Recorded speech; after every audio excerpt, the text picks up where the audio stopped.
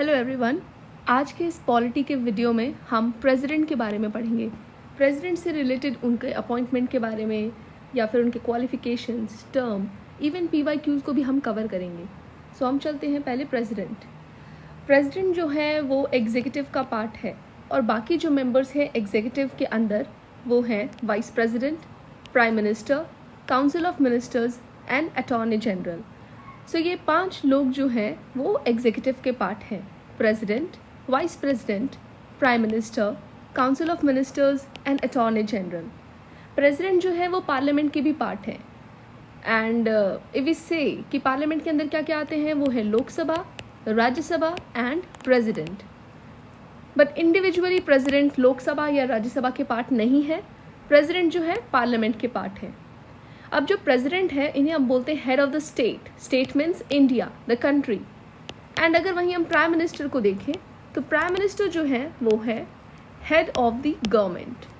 सो अगर आपको स्टेटमेंट देगा जैसे president is the head of the government, then वो स्टेटमेंट आपका गलत होगा, बिकॉज जो हमारे प्रेसिडेंट हैं वो हेड ऑफ द स्टेट हैं, वो पूरे कंट्री के हेड हैं, पूरे इंडिया के हेड हैं। लेकिन प्राइम मिनिस्टर जो है वो है हेड ऑफ द गवर्नमेंट। जितने भी एग्जीक्यूटिव एक्शंस या डिसीजंस लिए जाते हैं वो भले ही प्राइम मिनिस्टर लेते हों लेकिन वो प्रेसिडेंट के नाम पे लिए जाते हैं। सो यहाँ पे अगर हम बात करें तो nominal head and real head का भी कंसेप्ट आता है। रियल हेड अगर हम बात करें तो वो जनरली हमारे प्राइम मिनिस्टर होते हैं, क्योंकि सारे के सारे डिसीजंस वो काउंसिल ऑफ मिनिस्टर्स के कंसल्ट में लेते हैं। लेकिन इस डिसीजन का जो बोल सकते हैं किनके नाम पे लिया जाता है वो है प्रेसिडेंट। प्रेसिडेंट का वहाँ पे नाम रहता है कि तभी यहाँ पे स्टेटमेंट आपको देखने को मिल रहा है कि जितने भी एग्जीक्यूटिव एक्शंस हैं वो हमारे प्रेसिडेंट के नाम पे ही लिए जाते हैं। क्वालिफिकेशंस, अगर आपको प्रेसिडेंट बनना है तो आपके पास क्या क्या क्वालिफिकेशंस होने चाहिए? तो सबसे पहली बात, सिटीजन ऑफ इंडिया। अब हमने जब सिटीजनशिप पढ़ा था तो उसमें देखा था कि सिटीजनशिप बहुत तरीके के होते हैं, by birth, bye naturalisation etcetera, bye registration.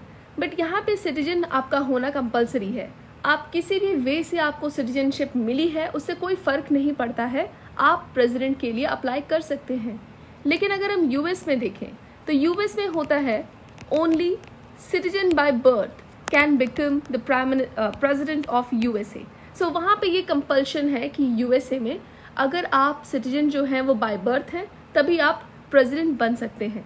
लेकिन हमारे कंट्री में ऐसा नहीं है, बस आप सिटीजन होने चाहिए इंडिया के, भले वो बाय बर्थ हो, बाय नेचुरलाइजेशन, बाय एट्सेट्रा, इससे कोई मतलब नहीं है, आप सिटीजन होने चाहिए।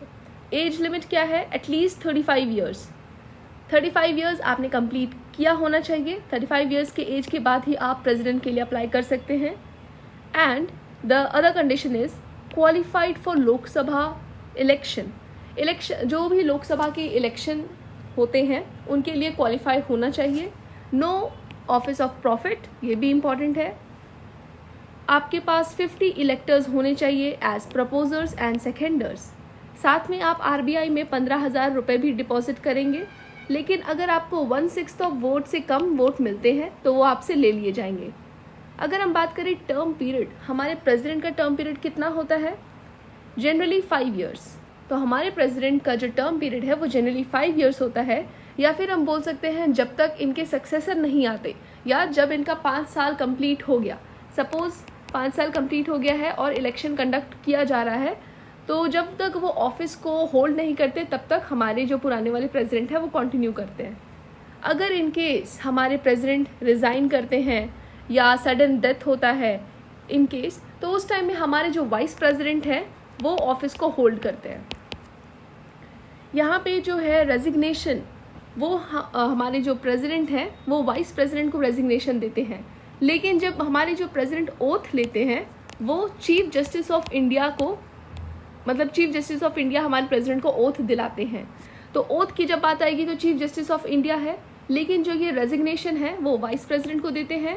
और वाइस प्रेसिडेंट क्या करता है, जो लोकसभा के स्पीकर होते हैं उनको इसके बारे में इन्फॉर्म करता है। क्योंकि यहाँ पे देखा था हमने कि इनके पास है ये जो है क्वालिफाइड फॉर लोकसभा इलेक्शन होने चाहिए, इसलिए जो लोकसभा के स्पीकर हैं उनको इनके बारे में पता होना चाहिए जब ये रेजिग्नेशन देते हैं।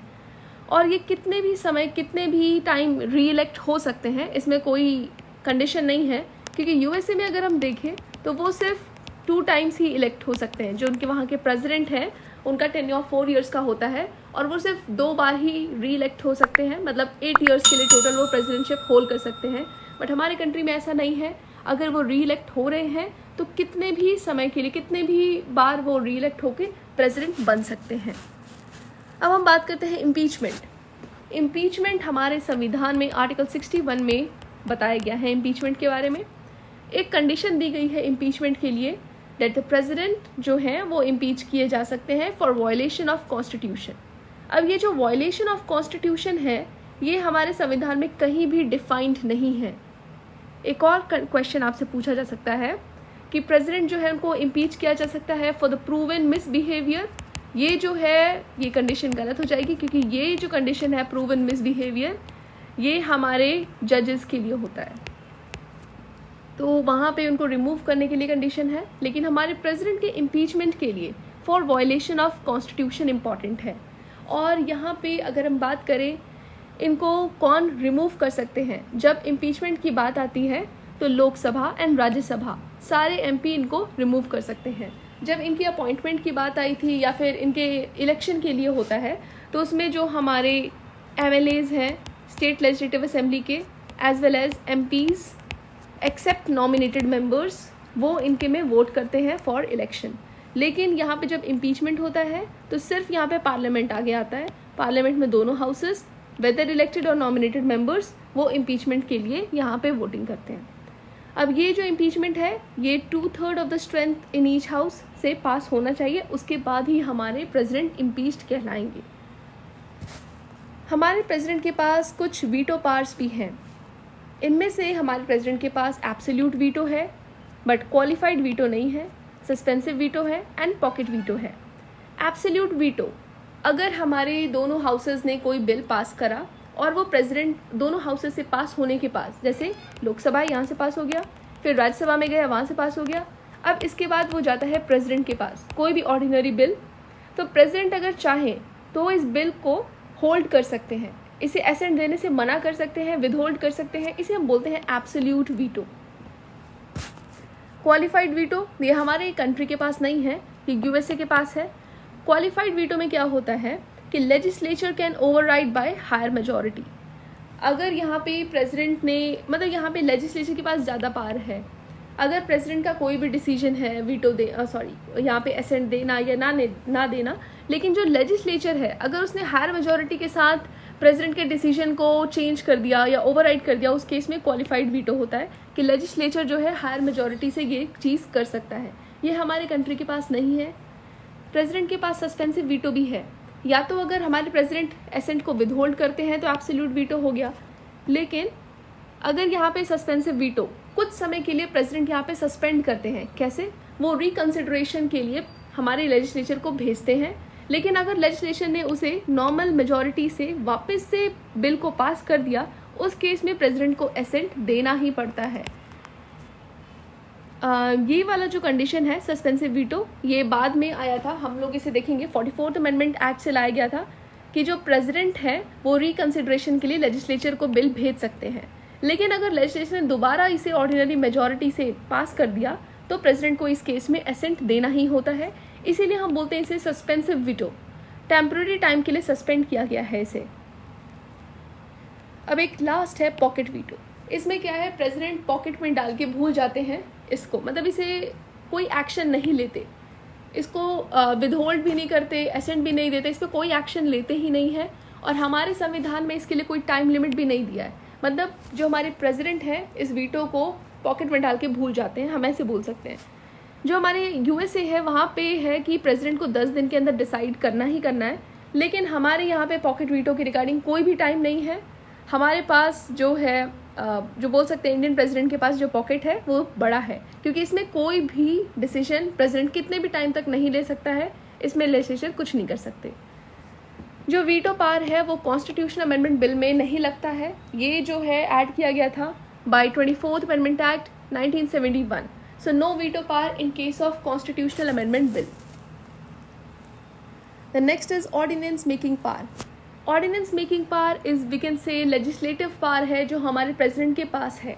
अगर हमारे दोनों हाउसेस में से कोई भी हाउसेस अभी एक्टिव नहीं है या सेशन ऑफ चल रहा है, दोनों में से अगर एक हाउस भी एक्टिव है एक इनएक्टिव है, in that case also ordinance making power आती है, क्योंकि किसी भी बिल को पास होने के लिए, एक्ट बनने के लिए दोनों हाउसेस का होना ज़रूरी है। अगर एक हाउस भी एक्टिव है एक नहीं है तो उस केस में भी ऑर्डिनेंस मेकिंग पावर प्रेसिडेंट की एक्टिव होती है। इसमें जो प्रेसिडेंट है उनको लगता है कि कोई ऐसा लॉ आना चाहिए जो बहुत ही ज़्यादा ज़रूरत है और अभी हमारे हाउसेस एक्टिव नहीं है, तो उस केस में प्रेसिडेंट आर्टिकल 123 को यूज़ करके कोई भी लॉ ला सकती है। बट ये यहाँ पे है कि ये वही लॉ ला सकती हैं जिसमें पार्लियामेंट के पास पावर है। ओनली व्हेन ईदर और both the houses are not in session, president must be satisfied on the need for immediate action. President को सेटिस्फैक्शन यहाँ पे होना चाहिए इमीडिएट एक्शन के लिए, कि मतलब ऐसा कोई नीड आया है जिसमें उसको जिसमें उनको ऑर्डिनेंस मेकिंग पावर को लाने की ज़रूरत है। एंड ये जो ऑर्डिनेंस मेकिंग पावर है सुप्रीम कोर्ट में भी चैलेंज हो सकती है।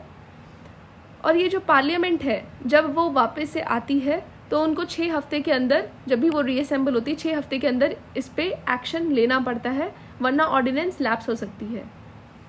सो अगर हम बात करें maximum life of ordinance 6 months and 6 weeks, क्योंकि अगर 2 हाउसेस के बीच में जो मैक्सिमम गैप है या जब वो सेशन में नहीं होते हैं वो 6 महीने होते हैं, तो अगर इन केस हाउस सिटिंग में नहीं है और 6 महीने बाद रीअसेंबल होती है, उसके रीअसेंबली के बाद भी 6 हफ्ते का टाइम है, इसलिए 6 मंथ्स एंड 6 वीक्स जो मैक्सिमम लाइफ है ऑर्डिनेंस का वो यहाँ पे बताया गया है। अब हम कुछ PYQs देखेंगे, उसके बाद हम कुछ पार्डनिंग पावर्स देखेंगे। सो पहला क्वेश्चन है, Which one of the following amendments to the Indian Constitution empowers the President to send back any matter for reconsideration by the Council of Ministers? ये हमने देखा था सस्पेंसिव वीटो में, जब हमारे जो प्रेसिडेंट हैं वो कुछ समय के लिए कोई भी मैटर को सस्पेंड कर सकते हैं, लेकिन अगर ये है रिकन्सिडरेशन, मतलब एक बार आप दोबारा इस बिल को देखिए, तो ये रिकन्सिडरेशन के लिए काउंसिल ऑफ मिनिस्टर्स के पास भेजा जाता है। लेकिन अगर काउंसिल ऑफ मिनिस्टर्स ने ऑर्डिनरी मेजॉरिटी के साथ दोबारा इसे पास कर दिया, इन दैट केस प्रेसिडेंट को एसेंट देना ही पड़ता है। तो ये लाया गया था 44th अमेंडमेंट एक्ट से। नेक्स्ट क्वेश्चन है, with reference to the election of president of India consider the following statements. The value of the vote of each MLA varies from state to state. तो जो हमारा state, जो भी ये actually president के election को बोला जा रहा है, तो जितने भी MLA हैं उनका जो वोटिंग का वैल्यू है वो हर एक स्टेट से वेरी करता है। This statement is correct because यहाँ पे population divided by number of MLAs in that state, तो इसलिए यहाँ पे पॉपुलेशन भी अलग है, MLAs भी अलग है। तो यहाँ पे जो वैल्यू ऑफ वोट है ईच MLA का वो स्टेट के साथ वेरी करता है। मतलब प्रेसिडेंट के इलेक्शन में स्टेट्स के अंदर कोई पैरिटी नहीं है, लेकिन अगर हम लोकसभा और राज्यसभा की बात करें तो उन दोनों में पैरिटी है। There must be parity between Lok Sabha जितने भी वोट्स हैं MPs के एंड राज्यसभा के जितने भी MPs हैं। प्रेसिडेंट के इलेक्शन के लोकसभा के जो वोट का वैल्यू है must be equal to Rajya Sabha का वोट का value. Next question is next statement is the value of the vote of MPs of the Lok Sabha is more than the value of the vote of MPs of Rajya Sabha। अभी इसको discuss करा है कि parity होती है यहाँ पे Lok Sabha and Rajya Sabha में, लेकिन वोट्स जो स्टेट है उनमें पैरिटी नहीं होती है। तो यहाँ पे जो सेकंड वाला स्टेटमेंट है वो हो जाएगा इनकरेक्ट एंड इसका आंसर है 1 only. Pardoning power of president, ये जो पार्डनिंग पावर ऑफ प्रेसिडेंट है ये यूनियन कैबिनेट के एडवाइस पे लिया जाता है एंड ये एक एग्जीक्यूटिव पावर है। ये जुडिशरी पावर का बोल सकते हैं, जैसे हम इंटीग्रेटेड जुडिशरी देखते हैं ना, सबऑर्डिनेट कोर्ट्स हैं, फिर उसके बाद हाई कोर्ट में जाता है, फिर उसके बाद सुप्रीम कोर्ट में जाता है, लेकिन ऐसा नहीं है कि इसके बाद प्रेसिडेंट को जाएगा। मतलब ये इंडिपेंडेंट ऑफ जुडिशरी है, ये एक एग्जीक्यूटिव पावर है जो कि यूनियन कैबिनेट के एडवाइस पे ली जाती है। यहाँ पे जो प्रेसिडेंट है वो as a court of appeal नहीं बैठते हैं, जो अभी हमने देखा है। एंड जो भी पार्डनिंग पावर है प्रेसिडेंट का वो हमारे कोर्ट में भी चैलेंज किया जा सकता है if it is arbitrary, irrational, mala fide और डिस्क्रिमिनेटरी। प्रेसिडेंट जो है ये पार्डनिंग पावर्स को यूज़ करते हैं जब कोई पर्सन यूनियन लॉ को ब्रेक करता है, नॉट स्टेट लॉ।